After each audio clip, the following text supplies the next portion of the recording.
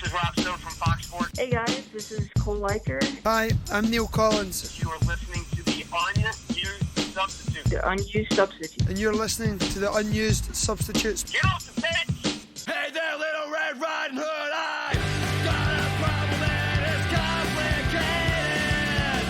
Going through case and I just can't ignore the signs. Hear them now, it's so loud it hurts. Hear me growl, hear me howl when the full moon On the throw, ball's gonna bounce down, it's free in the box. Bicycle kick! Goal! Rowdies! What a play! What a shot! And it's 1-0 Rowdies! Hear me growl, you see me run, you see me jump. Try to fight, but I emerge with the prize in hand. You better watch out, it's gonna take more than what you got. Our lives are on the end, the silence is deafening. You're so helpless against this full moon. Don't ever say I didn't warn you, because I came to play, came to play, I came to play, came to play, I came to play, came to play, I came to Dorsey rips off. Well, now around the bagel! He takes the bagel off!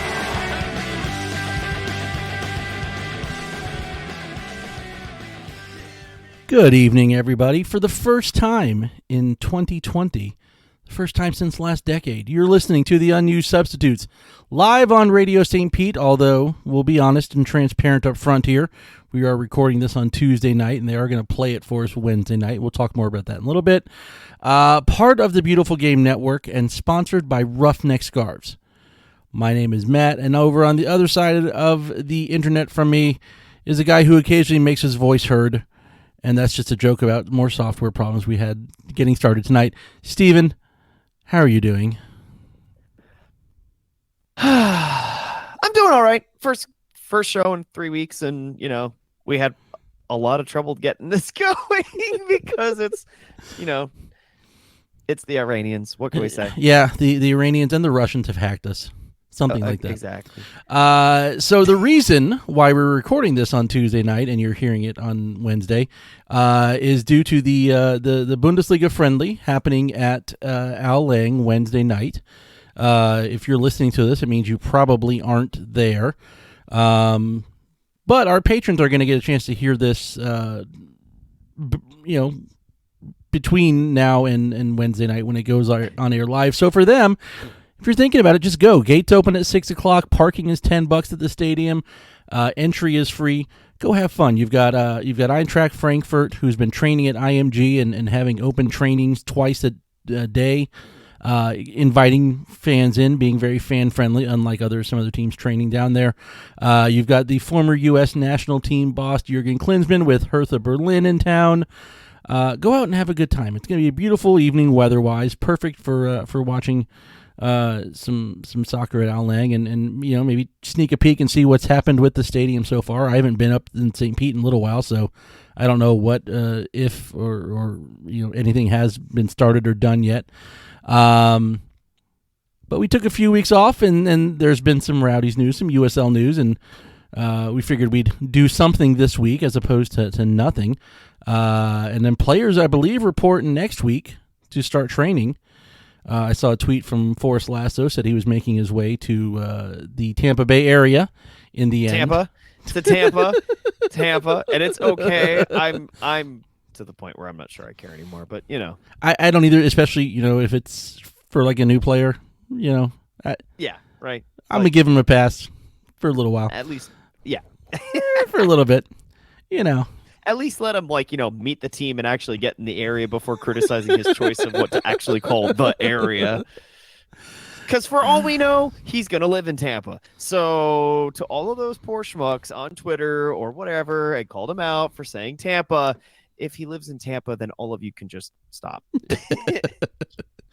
Just saying. I feel bad for out-of-towners that aren't used to that. And that's your introduction. Hey, I'm coming to town, guys. I'm your new signing. It's not called Tampa. Now, on the other hand, if you want to direct your tweets at former FC Tampa Bay coaches who are currently technical directors for actually Miami FC, even though in his experience he only knew the team is playing in Tampa since he didn't make it out of the first season here, That's okay. You can go tweet at him. That's fine. Should we just hop into it? Let's hop into it. All right, we have There's signings. There's more players since the last time we showed. It's exciting. We have 2 more signings. Yes. The first one has some experience with the Rowdies organization, having been a former Rowdies U23 player. Kevin Mendoza, midfielder. And I typed in here, and I probably should have gone back and verified. He was at Veracruz, right? And Veracruz is the team in Mexico that folded? Yes, Veracruz, the team in Mexico that folded, unfortunately, because of crazy turmoil in their ownership group. But it's really unclear what his role was in Veracruz, because he was only there because, again, Mexico has split season, so he was there for the Apertura. But from what we understand, he may have made an appearance in a Copa MX game, which is kind of like a U.S. Open Cup. He was on the bench. He was, if you look at it a certain way, he was an unused substitute. There you go. He fits right in. The biggest stat that we need to know about Kevin Mendoza, do you know how old he's going to be tomorrow? 23. 26. Just like all the other players. Just like every other player except one. Except the next player we're going to talk about. Just signed, yes. Just before we jump over there, Mendoza obviously had several years with Liberty University and made quite a name for himself there at the college ranks. And, of course, he was playing with the Rowdies U23 during the summer seasons. So as far as that's concerned, so it's exciting. It's a youthful talent who hasn't had a massive chance to show himself off on a professional level yet. So that's, that's exciting. That's kind of cool because, again, it's still a Liga MX player. He was able to make the squad in general, even for a team that's as bad as they were. It's still a potential talent. Yeah, had 8 goals and 8 assists in 11 games for the Rowdies U23 back in 2017. Had 30 goals and 15 assists in 62 games over 4 seasons at Liberty. Played youth soccer for Cruz Azul before coming to the U.S., originally born in Mexico City. So we'll get a chance to see him hopefully sometime soon. The last player that has been signed for now, or at least the last player who's been announced, if whispers and rumors are true, is Mustapha DumbuyaTechnical, and I'm sure I mangled that. Hopefully someone will correct me. Defender from Phoenix Rising. You want to guess how old he is? He is actually 32. Yes, because I put it in the show notes. No, not just because of that.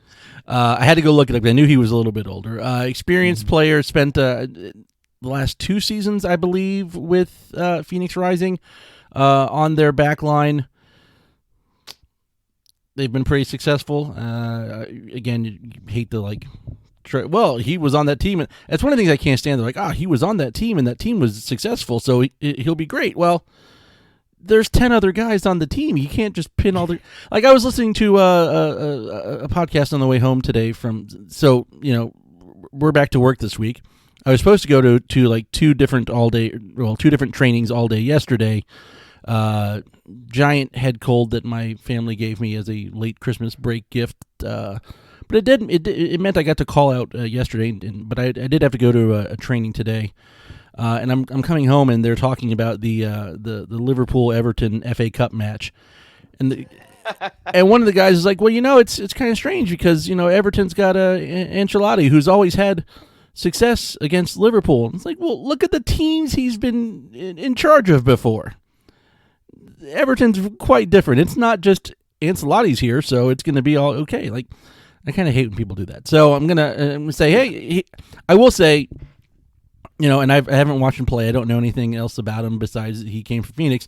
The Phoenix fans love him because the Rowdies mentions and his were just full of praise and well wishes and everything for him. So another guy we're going to see sometime soon. Yeah, no, this is a good signing. So for what it's worth, Dumbuya was not like a leading statistic person in any individual category with Phoenix. Okay. He wasn't like, the number 1 minutes guy or the appearances or, duels won statistics, like especially when it comes to defensive statistics. He didn't lead the team in interceptions or anything like that, or tackles or whatever. He was never, he's not that type of player in terms of the pedigree, but here he is, a 32-year-old vet. I think he's older than M. Kasana, right? I think by a year. So, I'm pretty sure that means he's going to be the oldest player on the team. So, if I'm doing the math in my head, right? So, yeah, I mean, this is more or less just one of those like really veteran type players who has been solid for several seasons, and especially considering Phoenix has been, a program that at the very least you could say that club has high expectations for the players that put on that shirt, and they do it every single season. Obviously playoffs are always a crapshoot, but during the regular season, that team is as good as anybody. So, in a team that with a team like the Rowdies, who are literally rebuilding their back line from scratch because everybody's gone, getting some of these veteran players in here is going to be important because we're going to need that kind of experience to build this thing back up. And we've got more players to go. I mean, obviously, we're only at 16 players right now. So there's more players to come. Probably a lot of the future I would expect to be a lot of youthful guys, considering that everybody we've signed up until this point is basically a solid professional at the ripe age of 26. So, I mean, I would expect a lot of like 18-year-old kids or 22-year-old kids to be, announced going forward. Yeah, it kind of feels like with the players that were re-signed, the players that were brought back, plus the new signings, you've got like your spine of the team, and the rest is going to be some kind of interchangeable parts. You're going to have, and I would expect, probably some younger guys as well, maybe some English guys. If we lead into the next bit of news, it's like a new signing, you could say. Neill Collins has his contract extended. I think he was going into his last year of his deal. If I'm his deal wasn't up after last season, right? Everything's so secretive. I don't think the terms were ever disclosed on the length of the contracts because Neill was first announced. He got the rest of that season. I know he had at least the rest of that season, and then obviously last season was under contract. And obviously the one. And it was probably, how these contracts are. Usually it's like you finish the one, you get 1 year guaranteed, and then probably like an option or something for 1 year. Now, usually that's how player contracts are, but it wouldn't surprise me if coaches were any different. Right. So... But it probably was one of those things where it just extended the guarantee of his stay. Right, and also formally added. I mean, it was pretty obvious he'd been doing this role since he took over. Added the title of technical director, which is good because the last time I think we re-signed a coach was Ricky Hill, if I recall correctly. The last time a coach got a contract extension while here. I would think so. Because then after Ricky, it was Rongan, and then Rongan was fired, and Stu Campbell took over, and then Stu was So it's. And I don't think Stu had an extension or anything. I don't think so either. Interesting. But if you consider the last person to hold the title of technical director, I think was Bill Edwards, which kind of reminds me of that time that. That's only because Bill had himself like an Arab, dictator with like 15 different titles on his chest at the same time. Like that was how he did it. Bill Edwards being technical director was like when David Arquette was the world champion of WCW wrestling. You and the wrestling, as well as anybody that just goes completely over my head. But we're in the Tampa Bay area, which is like a mecca. That's totally uncalled for. That's totally uncalled for pro wrestling. So I try to work that in there. Gave him the title of technical director, and I kind of wondered. I mean, this is looking way off into the future. If this is somehow setting up to at some point in the future, and again, it sounds weird to say because Neill's just getting started on his coaching career. But could we see a time where he transitions to being just technical director, overseeing the coaching and then also the youth club side. It's weird to think of a guy staying in one place for so long, especially staying in a lower division team for so long. It'd be an ideal situation, though, maybe. I would doubt it. I think Neill's heart, from what I understand, is more into coaching rather than the technical director side of things. Right. So I think that giving him the title kind of is like a promotion of sorts, like an internal promotion, maybe to justify a bigger paycheck or something to that nature, along with the extension of the contract. I think that has more to do with it. As far as for the Rowdies' particular situation, I mean, it's fully deserved. I mean, let's face it. Neill's trying to do what he can to reshape, every aspect of the club and how the club will operate for years to come, laying that type of foundation.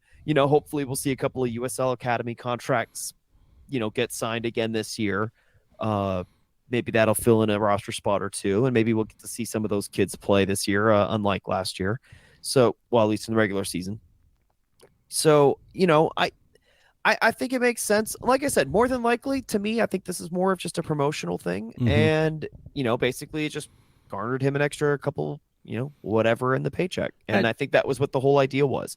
I don't think that this has anything to do with what Neill wants to do long term, at least in the immediate future of his career path. I think based on the experiences that I've had interacting with him and what I know of him, his heart's set on coaching and he loves to coach. Yeah. And it was always something he wanted to do anyways. I don't think he's interested in jumping into a purely FO role. So I think that's kind of my perspective on that. It'd have to be a long time down the road, you would assume, if something like that came to pass. But if nothing else, and hopefully it's not just nothing else, hopefully there's a little bonus in the paycheck for him. It just formalizes what he's been doing since he took over anyway, because he's been the technical director as far as the way he's kind of overseeing. He's doing the training with the some of the Tampa Bay United players and the stuff he's been doing. So good for Neill. Exactly. One of the other things he's been doing too is giving younger guys kind of a head start, a chance to break in in the coaching ranks. Joe Cole got a few games as assistant while he was doing his coaching badges. Martin Paterson came back last year and was an assistant coach. Along with the news of Neill Collins' extension, it was announced that Paterson and Shane Roberts, who's been here for quite a while as an assistant coach, also were departing for other things. I remember reading an interview with Pato last year at some point, where he kind of said he wanted to come back to Northern Ireland or to the UK and go into coaching and get experience there as well too. So it's nice to see the Neill Collins coaching tree, spreading their wings and going elsewhere. With Joe Cole's at Chelsea, and I'm gonna claim Joe Cole as part of Neill Collins' coaching tree, although it's honestly it's worthy of it. I think that would be true. And Paterson as well, and Shane Roberts. I haven't read anything or heard anything about where he might be going, but we'll probably hear something soon. And brought in to kind of replace the two of them is a guy named Kevin Foley, is a new assistant coach. Last stop with the Wolves Academy. Played with Neill at Wolverhampton for a while. Was part of the side that got them promoted to the Premier League in 2009. Signed with Coventry City shortly after Joe Cole left. So I don't want to say that we've taken Joe Cole's replacement at Coventry City also. But let's just say there's a little bit of a pipeline going on there. So Kevin Foley is going to be the assistant coach. Hopefully won't be living in a van down by the river like his American cousin Matt Foley. I believe that was the name of the character. The look on your face is worth it. I got nothing. Stunned in the silence there. And remaining on the coaching staff is Stuart Dobson and head trainer, athletic trainer, strength and conditioning, all the good stuff, Pete Calabrese. And that's as far as we know about the on-field and off-field staff for this point in time. Any other thoughts on them so far? Good luck to Pato. Good luck to Shane. Shane's been here for several years. Yeah. Because he was always doing the U23 stuff before he switched over to the main club. So I mean, he's been here for I think was three or four full seasons. Wait. In some capacity. Conspiracy theory. Uh-oh. From everything we've seen from everyone outside the Rowdies, the U23s are coming back next season in League 2. Is Shane Roberts going to be your No, they would have Rowdies just come out and U23 said coach? it. They would have just come out and said it. No point of having a two-step process for the announcements there. That would be weird. It would make sense, but That would be weird. I guess technically it's possible, but I really sincerely doubt that that's how they would announce that. he could take on his old Ocala Stampede side, now the Villages. It'd be fun. Oh, it'd be fun. So that's it for playing and coaching staff. We do have a couple games, a couple schedule that we know. We know the first 3 games because we know the first 3 weeks because we are going to be 2 teams opening game before getting our home opener. So we're going to open up the season on the road March 7th in New Jersey. Against Arby's 2. That's a hell of a season opener. That is an interesting. Oh my gosh! Yeah, are you kidding me right now? That's actually so. There's 2 thoughts I have for that. They've been tweeting some banter out already too. I've got 2 thoughts to that. One, oh dear God. Oh dear God. But here's the other thought.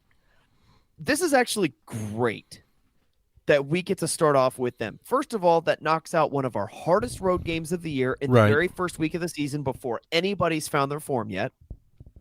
2, last season with Neill Collins at the helm, we started off fantastic and very conservative for the first, 20 weeks of the season almost? So, well, not quite that long, about 13 weeks of the season. But, we were very conservative and very thoughtful in the way we were building our structure and our game, and that turned into an undefeated streak. So that's if we're taking that perspective, getting Red Bulls 2 out of the way in the very first week of the year as getting that road game out of the way in New York, it's going to be chilly, probably, but I think that's great for us. I think ultimately that's a great way to start. Well, I agree with that, but also looking at it from the point of view, like you said, we started out really good at the beginning of last season. And if you look at the way the teams are going to be built, Red Bulls 2, by design, are developing players to be brought up to the senior side at New York Red Bull. So there's a high chance of there being some significant turnover in that squad. Guys learning how to play with each other, developing chemistry again, and we're going to have a team with right now, like you said, a bunch of 26-year-olds and a 32-year-old. Some guys that already have chemistry, some experienced pros. I kind of want to say it puts us at the advantage in that game. Well, yeah, assuming what we think will happen with Red Bull 2.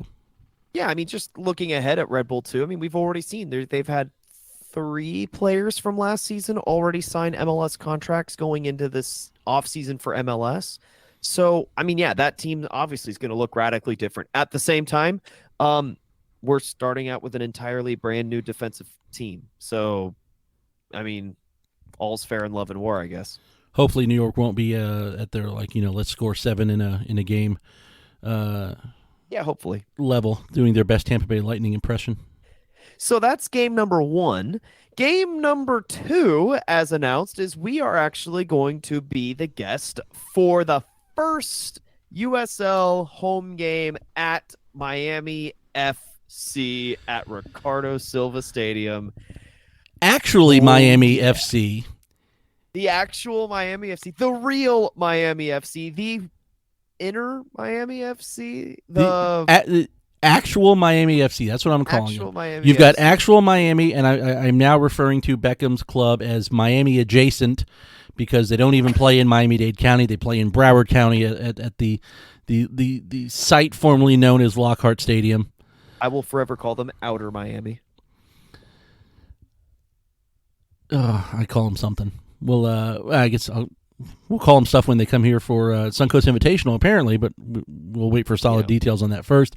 Yeah, the second game of the season, it's going to be on a Friday. Friday night, which sucks. Which apparently, and, Womp, I've seen a couple of Miami's tweets about this. I think they're playing a lot of Miami games, I assume, because the stadium will be needed for FIU football on Saturdays. In March? Or FIU soccer also? Did the FIU soccer team play there too? In March? I don't know. There's got to be... Are there high schools that use that stadium maybe for football? In March? They got to practice. In March? Yeah. I don't know of anybody that would be using that stadium in March. They got to practice somewhere. There's some reason why they're not using it on Saturdays. And their club is so insignificant that I haven't bothered researching it. I'm just going to lambaste them for playing a season opener in a new league on a Friday night in a crosstown rival, well, cross-state rival. However, that being said, you know what I did this afternoon as soon as I found out about the that Miami FC game? What? I immediately already scheduled that day off of work so I can go. Because as a real soccer supporter, that's what you're supposed to do, people. I normally the one thing I wanted when this schedule came out was that our road trip to Miami not be on like a Wednesday. A Friday is kind of the next worst thing, but then looking at my schedule, I can take that day off very easy. It's the last day before spring break. I actually don't have students that day. It's just grading stuff and putting final grades in. Oh, so, you dog. So if I'm done, I don't even have to be there. I can just call in. So I will be taking that day and off and heading down over there. Now, what I didn't know, because I don't pay a whole lot of attention to it, Miami Adjacent's home opener is the next day. So if you're interested in watching some games down there, that could be a fun weekend. I'm going to go down. I don't think I'm going to stay for Miami Adjacent. Beckham a dime. I'm sorry. I mean, it would be kind of fun to watch McCarthy and Fafa play, though. Oh, no, Fafa's the Dallas. McCarthy and Ben Sweat. Ben Sweat. Yeah. Well, I mean, okay, I can see that being an argument. Okay, I'll give you that. It's a possibility. I'll give you that. I won't be a complete jerk. I'll give you that. I would sit in the midfield. I wouldn't be in either section of supporters. I'll say that. Well, yeah, of course not. So Friday the 13th, which should be a fun way to play up that game. Brilliant. But I'm like I posted on Twitter the other day. Like that whole that kicks off a great week for me because I've got that. Then St. Patrick's Day is that like Tuesday. I'm off that whole week. The next day is my birthday, and then the Saturday after is going to be the Rowdies home opener, March 21st versus North Carolina FC, also known as not that NCFC. Because they're not Norwich City. They're not Norwich City. It's the only real NCFC. So that'll be fun. That's the team that broke the Rowdies' unbeaten streak last year coming in for the home opener. Yeah, that's kind of a scary matchup. That's actually that I'm going to be honest. That one of the three is the one that I think sucks for us. Of the three games that we know. Getting that for a home opener? Yeah. I still say we win all three. I'm nervous about NCFC because I still really respect Saracen. Yeah, it's okay. We'll beat them. I mean, I'm just saying. Counterpoint, we'll score more goals than they will. Maybe. So we're good there. That's all that really matters. Unless, well, I could get really dark here for a second. No, I'm not doing it. I was going to do it unless, and then go on this really pessimistic tirade of why we're not going to score a lot of goals in that game, and I'm not going to do it. Not yet. We're doing it. This is the new year. I mean, it's not going to be a new Steven, but it's a new year, and so I'll respect that. I thought you just misspoke and meant to say new season instead of new Steven. And then I was like, wait a second. He's talking about himself. How do you feel about 2 games on the road to start the season? I'm okay with that. I was expecting it anyways because the typically speaking, this is the way that I anticipate it. I would expect that to be almost every single season. Pretty much. Depends on when they're starting. Yeah. Now the Grand Prix isn't till March 14th, so you could, in theory, I know they start setting up the route and the barriers and blockades and stuff a little bit early. Oh, like weeks ahead of time. It starts slowly. So it becomes easy to take it down. Yeah, but it still takes them like 2 months to take all the stuff down. It feels like sometimes. Oh well, yeah. I just want a home opener for a season opener at some point. I know it's a pain in the butt. I don't. You could in theory do it. Well, with if you did that March 7th game. You could do the March 7th game because we still drive to the stadium with the course set up after the Grand Prix is over. I mean, we're going to have a home opener less than a week afterwards. That stuff is still going to be there. It could be done.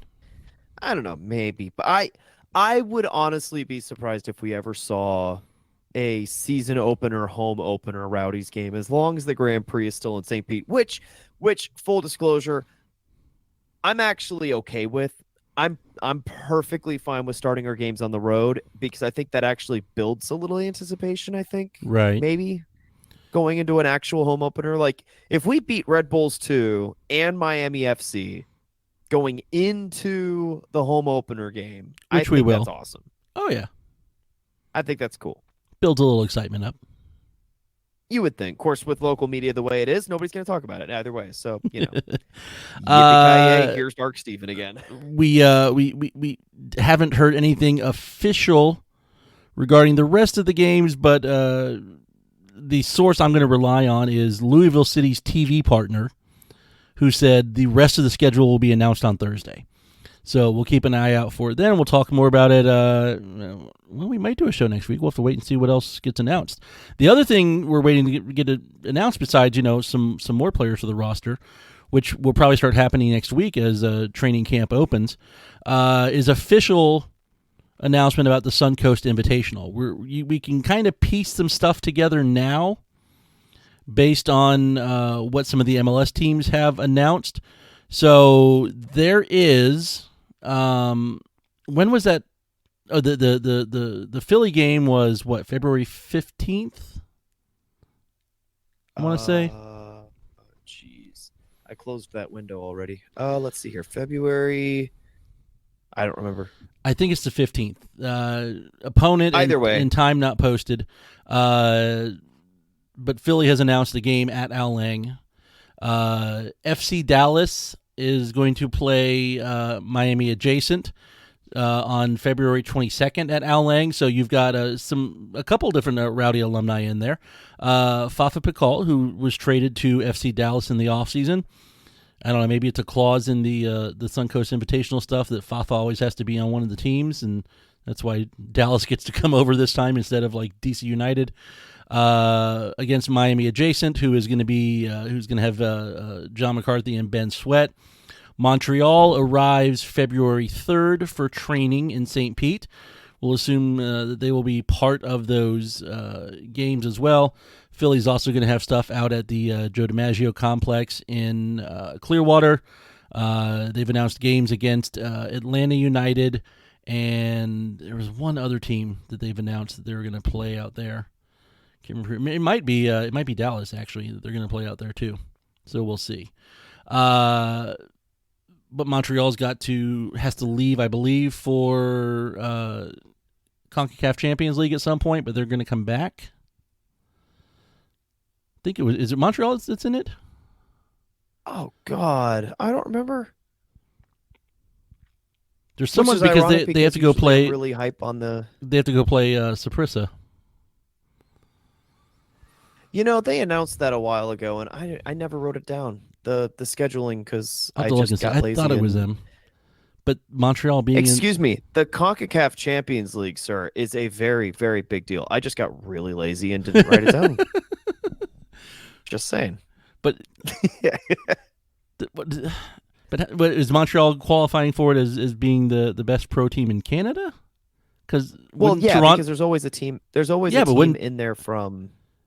So what is it for winning the Canadian Cup? Yes. Mm-hmm. Okay, because I was going to say otherwise, why wouldn't it be Toronto that would be in there? Yeah, because Montreal won the Canadian Championship. Okay, so it's not based on league finish in MLS. It's based on No, it's purely based on their version of the Open Cup in Canada. The Poutine Cup. Yes, Oh, the Poutine Cup. Yes, Poutine I Cup. will give you that one because it's awesome. The other thing we saw. For what it's worth, Montreal beat Toronto in penalty kicks to beat that or to win that title. It was 1-1 in aggregate, and then they won 3-1 on PKs. Poutinalty kicks. The Poutinalty kicks. Okay. There's fries and gravy and cheese curds flying everywhere. We're going to hell. Yeah, basically. Yes. The other thing that just announced this afternoon, the USL Academy tournament for U17s. Wow, something weird just like all showed up in here. Did you add something to the notes for that part? Yes. Okay. Yes, run with it. Go. Okay. So U17, the Eastern Conference version of it will be played February 14th to 17th at Premier Sport Complex down here in Bradenton, just miles from my home. The same weekend I'm going to be in Orlando. So I won't get to go to any of that. But I will be going to Star Wars at Disney at some point over that weekend, so it makes up for it. Ooh la la. There's an 18 game tournament broken down into two conferences inside the Eastern Conference. The Elite Conference with Charlotte Independence, the Colorado Pride Switchbacks, who, due to extenuating circumstances, must play in the Eastern Conference. I'd really want to know what these extenuating circumstances are. Not that NCFC, the Rowdies, the Boston Bolts, the Cedar Stars Rush, who I believe are out of New Jersey, Chicago FC United, and Weston FC are the Elite Conference teams. And then in the Premier Conference are Louisville City, whose fans just found out they had a U17 team today, apparently, because a lot of them were like, what? We had U23s, now we have 17s. Pittsburgh, Riverhounds, the Tormenta out of League One up in South Georgia out of Statesboro, and FC Miami City. No one's really sure what the difference between Premier and Elite is. I think just based on having like Weston in here, I think the Elite Conference teams might be the clubs that have like a DA affiliated team, and the Premier Conference maybe not. Because I'm pretty sure Weston is DA. North Carolina, I have to do some research to see. That's off the top of my head. That's my best guess. Youth soccer's such a mess. I don't even know. So the Western Conference. An interesting theory. It just seems to be the way it could be. Western Conference hasn't been announced yet. I think they're playing at the same time in a separate location, and then a national tournament May 22nd to 25th. The groups will be based on this. I think the national one is up at isn't that the new Hillsborough Sportsplex? I believe that was the announcement last year. I think that's what we saw. So we'll have more info on that as it comes out. That literally was just like this afternoon, like first thing I saw when I got home. So we'll wait for that. Some news from around the league. Did you like the way I worded the first part here? By the way, did you read over that? Yes. St. Louis FC has appointed former Rowdy Steve Trittschuh, former U.S. men's national team player, had 3 stints with the Rowdies, played a season with the indoor Tampa Bay Terror, and then I think 2 seasons with the Tampa Bay Mutiny before he retired. So a familiar name to the area as head coach, because their former head coach, Anthony Pulis, has continued to trade on his name and fail upwards, joining Miami adjacent as an assistant coach. One point of clarification. Isn't it Steve Trittschuh? I thought it was Steve Trittschuh. That's how I've always pronounced it. It could be. We'll have to find a way to verify that with somebody. Maybe we'll get a chance to talk to him sometime. I thought it was Steve Trittschuh. When I watched him play, when I got his trading card, I think I've still got a trading card of his for the Mutiny days. I know I'm showing like my random retrospective, Tampa Bay soccer history. I think I have a Steve Trittschuh Tampa Bay Mutiny like Topps trading card somewhere in a folder somewhere. Oh wow. But yeah. No, that's cool. I mean, I'll say this for my father, of all people, absolutely loves Steve Trittschuh. He loved watching him play growing up. So, I actually found out about that news because he texted me. So, yeah, that was really cool. That's pretty exciting because I've always thought he was always a good player. So seeing him in the coaching ranks and getting a chance at the pro shot is fantastic. Yeah, he was with, it was either Colorado Springs or Orange. I want to say it was Colorado Springs. Yeah, I think so. Before coming here, it was either that or Orange County. Yeah. And there's a finite amount of resources available in Colorado Springs. I want to say, because you don't really ever hear anything much out of them. So hopefully, with St. Louis, and they've got a situation there with the MLS club that's getting off the ground and getting going, and hopefully he can do some good with the USL side, because apparently they're both going to continue side by side. Even there's some cross pollination between ownership, or at least investors. Although I've heard some stuff recently that the MLS side is kind of completely ignoring the USL team and not really do anything with them, but they're still getting up and going. So we'll see what happens down the road. Wouldn't surprise me, but hopefully things end up in a better spot than they seem to be right now.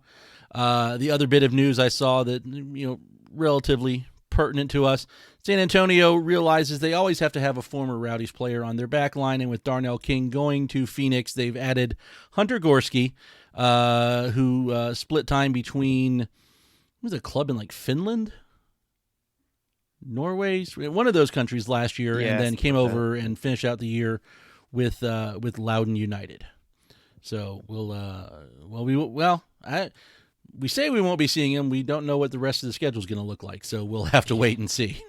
That's true. Because you have the imbalanced conferences. So yeah, the only other news that we knew of going around the league and or the club as far as players moving on is, if you did not catch the announcement this week, Diakite announced that he went to Ho Chi Minh City FC. So he's going to give a shot at a season in Vietnam and continue to go and spend his youth years traveling the world while he's got the opportunity to do it. So good for him. I know he's excited. I know he loves doing that kind of stuff. So, and he said, and we can all speculate on why he didn't come back or wasn't offered a contract or whatever the details were.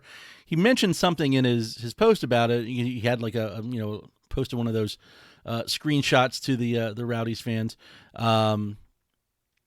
Something about, would have loved to stay and play here forever. At some point, you have to do what's right for your family, which to me makes me think, as always, especially in lower division soccer, money became a point of contention. So good luck to him. Said a lot of good things about the fans, about his teammates. Big shout out to Lee Cohen while he was leaving. So, and it's going to shock some people. I never had a favorite Vietnamese team before. Hopefully, all goes well in Ho Chi Minh City, and maybe the roads bring him back to Ao Lang for some reason at some point. Who knows? But best wishes to Diakite. Agreed. Yeah, and we loved him playing here. And again, it's lower division soccer. I mean, people leave for all sorts of reasons. Like I said, we know for a fact there are players that love just traveling the world. I mean, it's not what they ideally want to do per se, but there are some that just enjoy the experience of it and just challenging themselves. And take the chance while you can. I mean, you're young, do it, right? Or possibly Vietnam is the lower division China. Just out there dropping huge sums on players from other countries. You never know. You never know. Now that China's turned off the cash faucet, apparently, which apparently the pipes and the faucet ran to a very empty well to begin with, since no one was getting paid the giant sums they were signing for. So we may do a show next week. We'll wait and see what comes out of one Rowdy's place as the One Rowdy's place. as the preseason training stuff kicks off. Anything else you want to throw in there?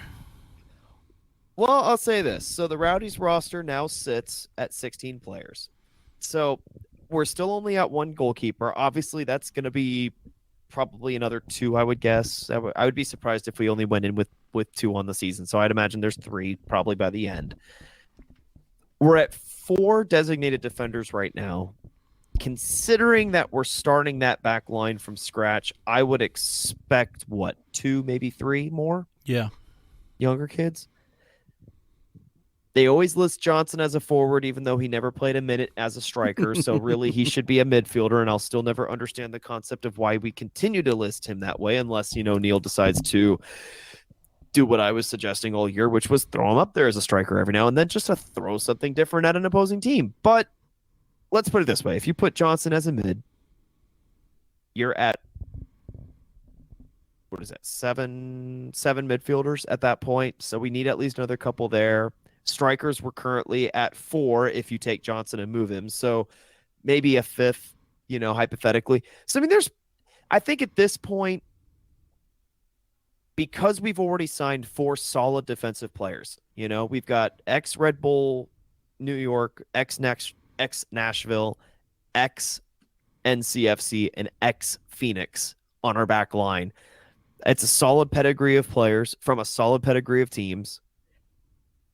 That pretty much, I think, shores up the core of what we needed back there. So, yeah, I think at this point, it's kind of a sprinkling of youth. I would kind of be surprised if there's any more veterans. All right. That's kind of what I'm thinking right now. So I'm going to go back to something you said at the very end and something you said at the very beginning. Like, you're not expecting a lot of other veterans. And also that we're sitting right now with one goalkeeper. And I've seen a lot of people say online that we need to bring in a starting keeper. I think Macklin's going to be the starting keeper. I wouldn't be surprised either, and I think that wouldn't necessarily be a bad decision if we made Robinson the starting keeper. Unless, now granted, again, we're not watching practice literally every single day, so we don't know his health. We don't know if he's kept his body in shape in the offseason. Crazy stuff happens in sports. You never know what happens. Right.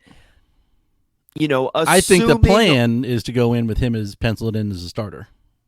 Well, again, it depends on who else they're talking to. Maybe there is somebody that's in negotiation, as it were, that might surprise everybody, and maybe that might end up, taking over that spot. But I think from the perspective that I have, Macklin did not do poorly at all in the games that he played for us last season. Right. He did make it seem based on what we were seeing. He played a couple of games and stood on his head, quite frankly, in games that we should not have ever needed him to, in games that we really honestly should have been absolutely crushing our opposition. Mac needed to step in and make a couple of, crazy saves, and he did it. And I think that's, again, all things squared equal, assuming he comes back healthy, fine, great, fit, everything's good in shape, and he's done really good on his own self as far as training in the offseason. I can't say having him as a starting keeper is a bad thing. I can't say that. I think at this point, what would be more likely? I think we'd have a kid, like a 20-year-old or something like that, and maybe a 32 or 33-year-old guy who's just played a lot of years but isn't starting anymore, and it isn't going to be a starter. The 2020 version of Konopka. Yeah, exactly. That's kind of what I would expect. I can see that. I unless something weird happens, someone becomes available, McCarthy just kind of ended up being available last season, or bargain injury. I think that's probably the plan, is to go in with Macklin as your first string goalkeeper. I think in general played well last season. Made a couple mistakes that a young guy is going to make, and it's still a learning process for a guy his age. But that's where you put your your hopes and your faith in Stuart Dobson to get him to where he needs to be. And as they pointed out in the I think it was the email. I mean, not the email, the press release about Neill's extension. They talked about how like two of the last 3 or 4 Rowdy starting keepers have gone on to jobs in MLS, with Vega going on to San Jose, and then McCarthy getting picked up by Miami. He kind of leaned into this, at least the ability and the reputation of developing goalkeepers, which is what I think they're gonna lead with putting Robinson in there as a starter this season.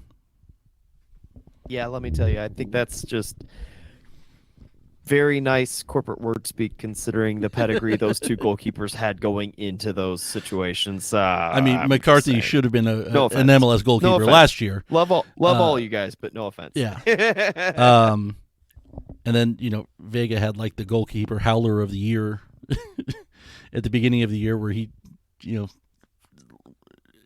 the ball came back to him on a pass, and I think he just went right between his legs and he missed it and ended up going down as an own goal for that one. But got to the show, and I think didn't let that one mistake ruin his whole season. Didn't let it sit in his mind and wreck his confidence. I think he came back and had a pretty good season in the end.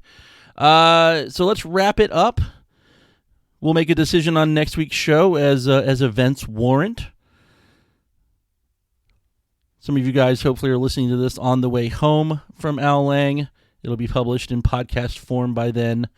And we'll talk to you guys soon. So we love yous.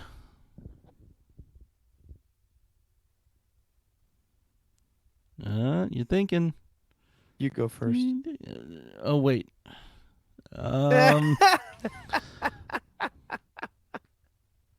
Yeah, I got nothing. Okay. We love yous. I'm gonna go with the supporter groups, Ralph's Mob and we didn't Skyward even Casual, talk about the because there are a couple of things happening coming up here in the short term. Yes, I meant to mention that. I'll throw my we love you to the fact that we've got another post-holiday party of sorts, post-holiday picnic. That's right. Ralph's Mob will be at Al Lang Stadium for a little picnic get-together. I believe it starts at 3 o'clock in the afternoon is the adjusted time. Yeah, 3 to 6. And it's this upcoming Saturday, actually. So it's in, if you're listening to this here on Wednesday night, that means that it's in 3 days. It's on Saturday the 11th, if memory serves me correct. Yes. And then in February, right, is the Footgolf. Right. The Inter-SG Footgolf Tournament. Yes, where a couple of fools from St. Pete and a couple of fools from Sarasota will attempt to show each other up on randomly kicking balls and cups. Out at Treasure Island. I think I'm going to try and make that one.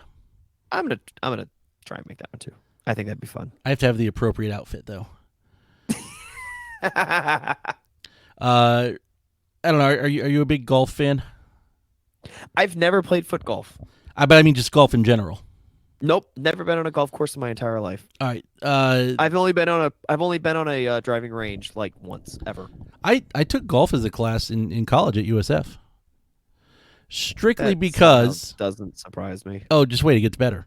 It was a pass fail. They called it at USF an SU. You got a satisfactory or unsatisfactory for the grade. It was just basically a pass fail class.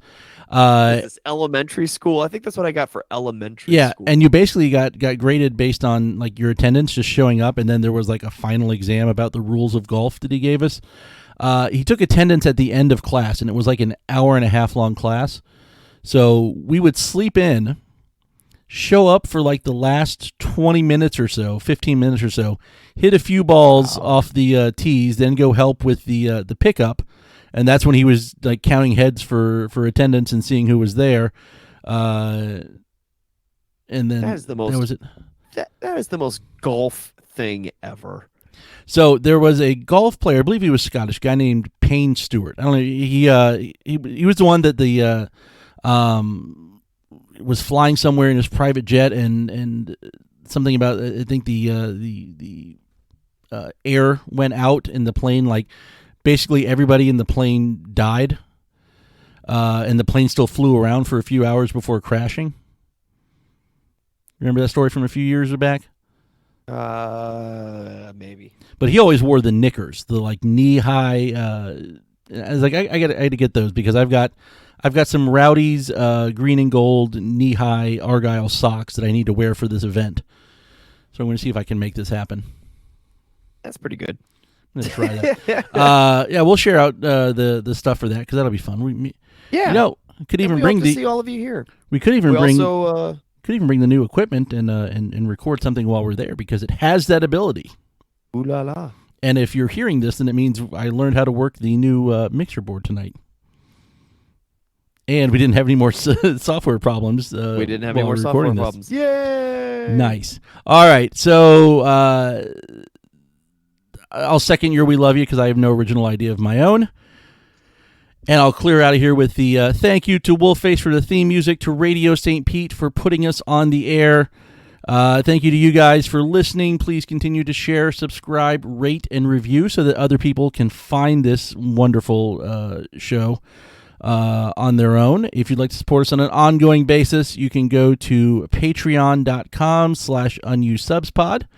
There are various levels, or you can just make up your own as well, too, with perks that go along with them as well. Thank you, as always, to our sponsor, Roughneck Scarves, the official scarf supplier of MLS, USL, and US Soccer. Get custom scarves for your group or team at roughneckscarves.com. Stephen, I might talk to you next week. I'll definitely talk to you in the meantime. Oh, yeah. And until then, are you going on Saturday for the mob picnic? Yeah.